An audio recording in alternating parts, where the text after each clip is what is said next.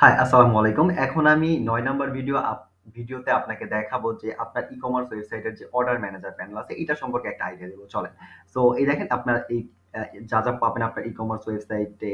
So এটার ১ম এই আছে অর্ডার ম্যানেজার। সো এখানে আরো কিছু ম্যানেজার আছে। সো সবগুলোই আমি আপনাকে চলেন একটু আইডিয়া দেওয়ার চেষ্টা করি এটা কি। So order manager. সো চলেন আ জাস্ট ডাবল একটু প্র্যাকটিক্যাল দেখানোর চেষ্টা করি। সেটা হচ্ছে আপনি এটার জন্য যেটা করবেন আপনার কন্ট্রোলের আগে লগইন করবেন। ঠিক আছে? লগইন করলে আপনি এরকম পেজ পাবেন। এটা আগের ভিডিওতে দেখাইছি আই থিংক জানেন। সো আসার পরে এখানে আপনি দেখতে পারবেন যে এই দেখেন প্রোডাক্ট ম্যানেজার নামে একটা অপশন আছে। ওকে? বা ম্যানেজার আছে।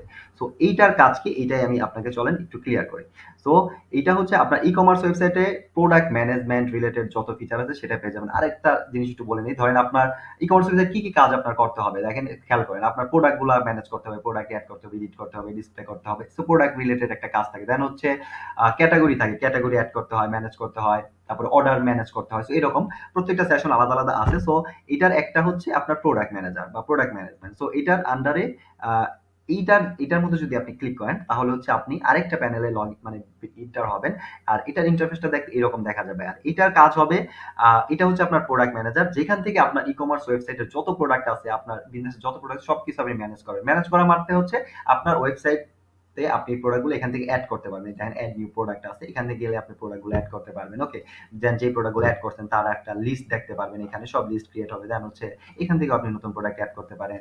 দেন হচ্ছে আপনার প্রোডাক্ট গুলাকে বিভিন্ন ক্যাটেগরি অনুযায়ী ফিল্টার করে আপনি বের করতে পারেন আপনার সামনে। দেন ঠিক আছে? আপনার বিভিন্ন টাইপের স্ট্যাটাস আছে আপনার প্রোডাক্টের পাবলিশ, প্রাইভেট, আনলিস্টেড এগুলো আপনি ফিল্টার করতে পারেন। প্রোডাক্টের টাইটেল, ট্যাগ, ডেসক্রিপশন, আইডি এগুলো সার্চ দিয়ে প্রোডাক্ট বের করতে পারেন। ঠিক আছে? আপনার এখানে ধরেন ডিফল্ট ভাবে কি হয়? ধরেন এড করছেন ৬০ টা প্রোডাক্ট ডিসপ্লে। আপনি আরো বড় বেশি দেখতেছেন তাহলে এখান থেকে লিমিট বাড়াইতে পারেন। অনেক ফিচার আছে। সো নতুন থেকে পুরান।